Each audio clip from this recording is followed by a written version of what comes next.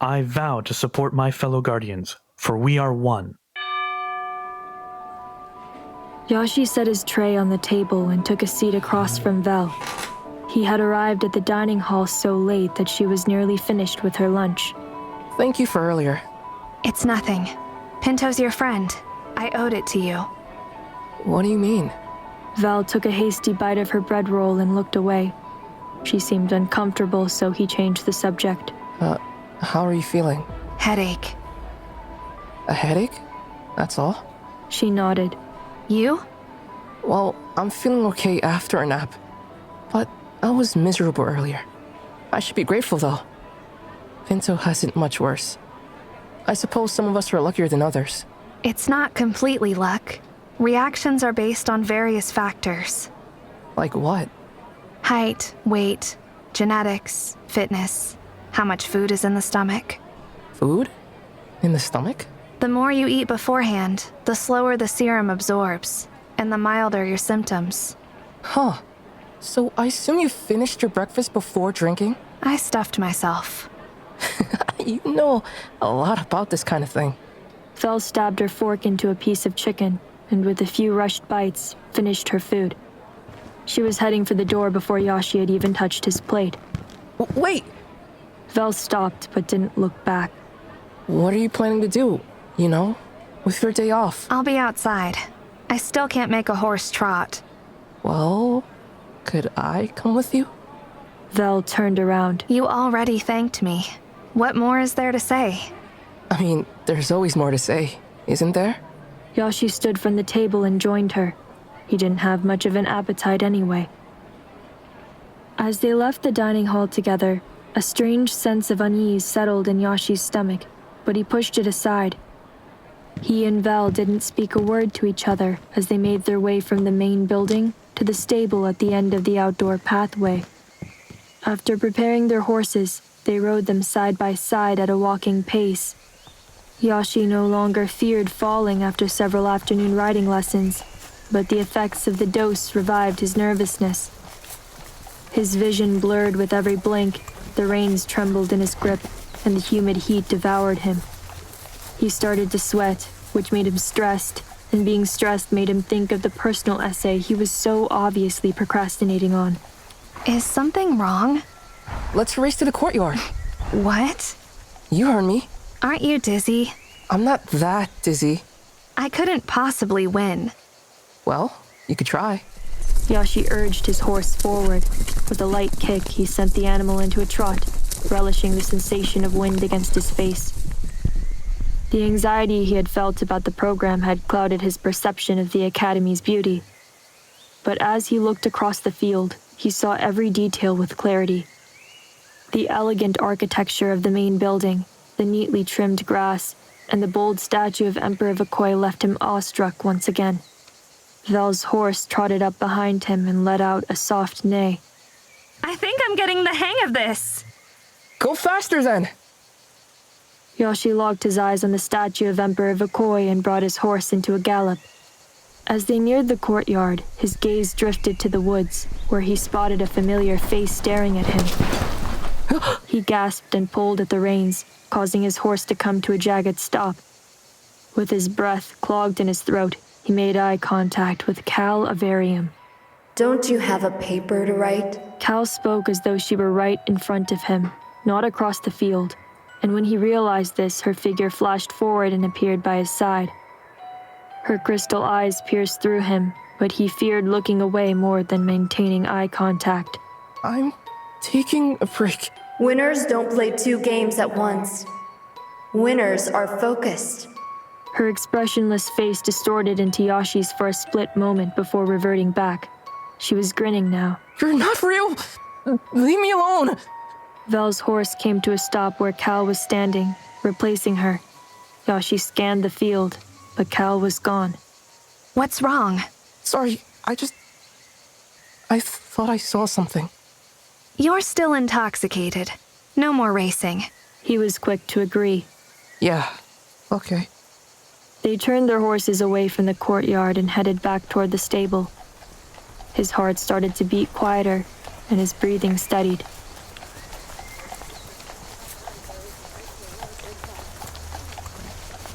Yahshi, Yeah? why are you here? At the academy? Well, it's hard No. to...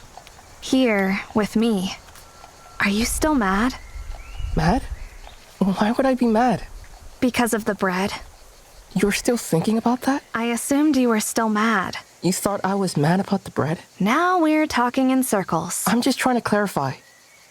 Her knuckles turned white as she clenched the reins. If I knew I'd have to face you every day at the academy, I wouldn't have done it. Is that why you helped Pinto? Because you felt guilty? She looked away. On our first day here, I lied to you. About liking sourdough? Well, it is my favorite, but that's not why I stole. The bread was for my mother. My family hasn't been doing too well. I'm sorry to hear that. But I really don't mind about the bread. Yahshi squinted in the brutal sunlight as their horses walked in a steady rhythm. His cheeks were on fire and he feared the sun was burning his face. What's your mother like? Her eyes snapped back to his. Why do you ask? I'm just curious. Vell's shoulders loosened as she released the breath that she'd been holding. She's going through a lot right now, but she still does everything she can to make us laugh. I don't know what I'd do without her. A smile tugged at the corners of her lips. What about your mother? Do you miss her too? I guess. She fell sick during the Athras War. I don't even remember her. Vell briefly glanced at her hands. She was... sick? Not horribly, but it did get worse. My father thinks she could have recovered with medical help early on. But the war wasn't the best time to get sick. Hospitals were packed. That's horrible. No, really, it's okay. No, it's not. The sharpness in her voice made Yahshi flinch. Sorry. It's really sad to hear that. No one should ever have to experience what she went through. Something about her words struck a chord with him. His brows furrowed as he concentrated on deciphering what it was exactly. And when the answer cemented in his mind, his excitement was uncontainable. That's it! Why haven't I thought about it before? Thought of what? Yahshi galloped toward the stable, leaving Vell behind. Yahshi? Thank you, Vell! After securing his horse in the stable, Yahshi sprinted across the field, through the common room, and up the staircase to the library. He slapped a blank page onto a table and began to write about his mother's passing during the Athras War. When Yahshi paused to read over his words, he realized that his memories of his mother were limited to what his father had shared with him. At the time of her death, he had not yet turned 4. He had no personal recollections of her. The weight of never truly knowing whom he had lost weighed heavily on him. He tightened his grip on his pencil and began to craft his concluding paragraph. Her pointless death moves me to earn a spot in the Guardian Force and prolong our era of peace on the island. No one should ever have to experience what she went through. He couldn't help but think of the countless others who had been lost and forgotten in the depths of time. Though he would never truly know his mother, he chose to honor her memory by fighting to prevent such a tragedy from happening again. As Yahshi set down his pencil and read over his full essay, he couldn't shake the feeling that he had written a beautiful piece of fiction, not a paper based on reality. But he was tired of his endless questioning getting in the way of his success. So he read his essay again, and again, and again, and at some point the lines blurred together and everything became real.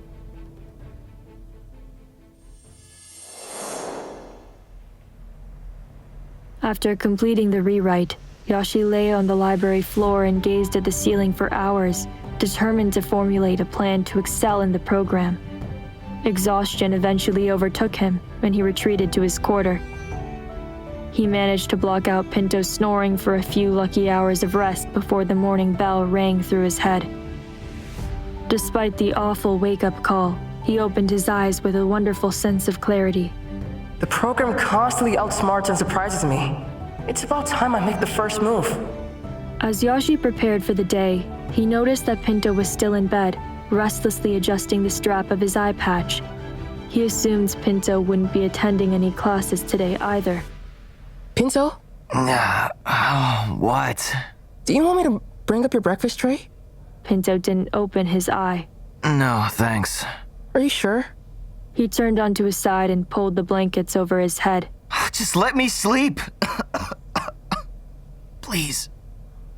When Yahshi arrived in the dining hall, Vell was already seated. He grabbed a tray and joined her. You weren't at supper yesterday. Listen, I've been thinking about the program. Just the way it's structured and the filtrations, and I realized that we should help each other. We're competing. For 5 spots, not 1. This doesn't have to be a game where everyone fights alone. We have our second phase tomorrow. I'll help you practice later, during recreation time. In your current state? I'm bruised, not paralyzed. Vell took a bite of eggs. What's in it for you? Yesterday's filtration came out of nowhere, and you were the only one prepared. Yahshi grabbed his pinless collar. My sparring matches have been far from impressive. I know you can fight. Just tell me your plan. He leaned toward her. I'll help you get your pin. Then, after the sparring filtration is over, you'll share your medical knowledge with me. She studied the other boys in the room. While Vell's medical knowledge was unique, Yahshi was not the only trainee with combat experience. This was obviously a better deal for him than for her, but she had isolated herself from the other boys, and Yahshi was the only person offering her a deal. She met his gaze with a nod. I'm in.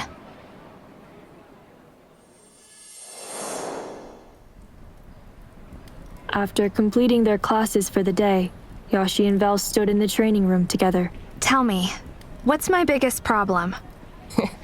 You're too smart. I'm talking about combat. I am too. What do you mean, I'm too smart? I noticed on our first day here, we volunteered to spar against quacks. You try to analyze your opponent, predict their next move, and it makes you freeze up. Once you're in your head, you've already lost. She narrowed her eyes. How do I fix it? Be stupider.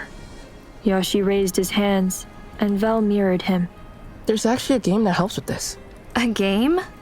What? I don't play games. Trust me, it'll help. My father and I came up with all kinds of training games together. We had stop and go to practice counters, and slow motion for technique. This one's called Quiet Mind.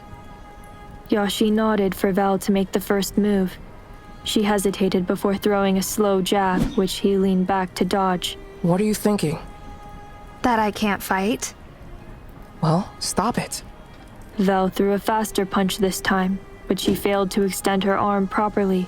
Yahshi grabbed her wrist and pushed it back, causing her arm to bend at the elbow and her fist to hit her collarbone, proving her weak form. What are you thinking? That the last time I punched in a sparring match, Dice put me in an arm lock? He let go of her wrist. Forget about that. This time, Yahshi threw a jab at Vell, but she quickly stepped aside, disappearing from view. When he pivoted to face her, she landed a swift kick to his stomach. He staggered a few steps away. What are you thinking? That whatever I did kind of worked. Yahshi closed the gap between them. Vell ducked under his punch and countered with a jab to his side before darting away. She was fast on her feet and struck her boot against the back of his knee before he could prepare his next move. He fell backward onto the black zone, and the impact knocked the air out of him. What are you thinking? Vell laughed as she offered him a hand. Nothing.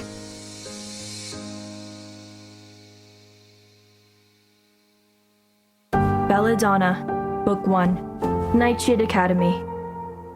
Written and narrated by Torrefranca. Produced by Torrefranca and Wilson Hensley. Edited and mastered by Juan Pablo Diaz. How did we get here? Something went wrong. We worked hard for this life that we don't want at all. Cover art by Mad Studio. Score by Gita Puspita Asri. Theme song composed and produced by Sinclair-Stott.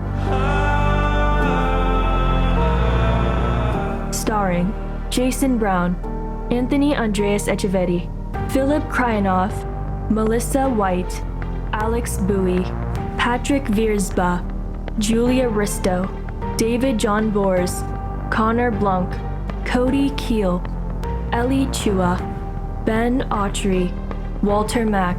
If it's really true that the sky weeps with us,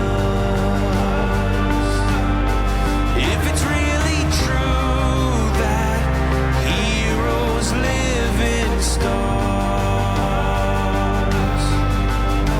Featuring the voices of Gwyneth Evans, Jeff Rosenau, Lucas Hensley, Levi Titus, Angie Eggers, Willem Digard, Allison Prophet, Maria Palmo. Nightshade Academy is produced in association with Lost Island Press. If it's really true